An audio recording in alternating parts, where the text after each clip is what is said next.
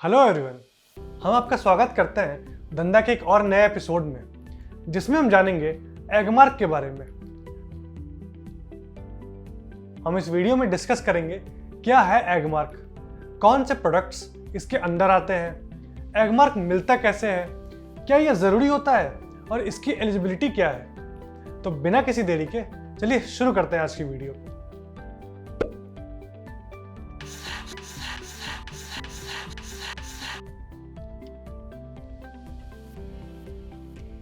तो क्या होता है एगमार्क? एगमार्क इंडिया में क्वालिटी स्टैंडर्ड मार्क है एग्रीकल्चर प्रोडक्ट्स के लिए। यह सिस्टम सबसे पहले ब्रिटिश रूल के टाइम पर शुरू हुआ था 1934 में और आज तक वैसा ही है। इसका मकसद है कस्टमर्स को मिलावटी प्रोडक्ट से बचाना, एग्रीकल्चर प्रोडक्ट्स की क्वालिटी मेंटेन करना।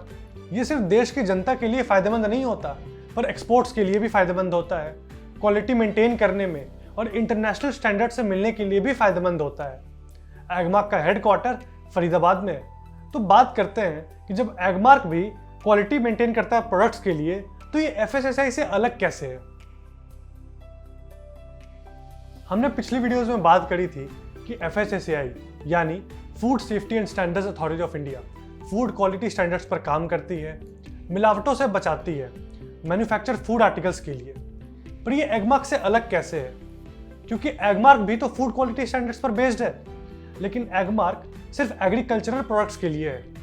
यही इनका सबसे पहला और सबसे अलग अंतर है।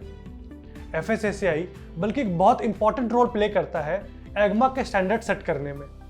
एफएसएसआई मार्क एडिबल प्रोडक्ट्स के लिए कंपलसरी होता है, पर एगमार्क सिर्फ कुछ ही एडिबल प्रोडक्ट्स के लिए कंपलसरी होता है। एगमार्क के लिए रजिस्टर कैसे करते हैं?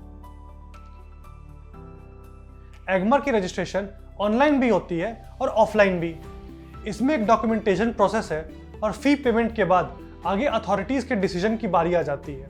इसके प्रोसेस में 30 से 40 दिन का टाइम लग जाता है। तो क्या एगमार्क मैंडेटरी है?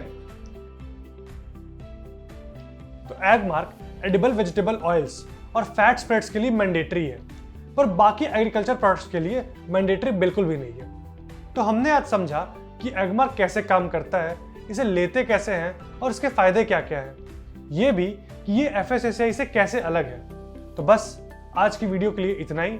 अगर आपको ये वीडियो पसंद आई तो वीडियो को लाइक कीजिए, शेयर कीजिए और चैनल को सब्सक्राइब कीजिए।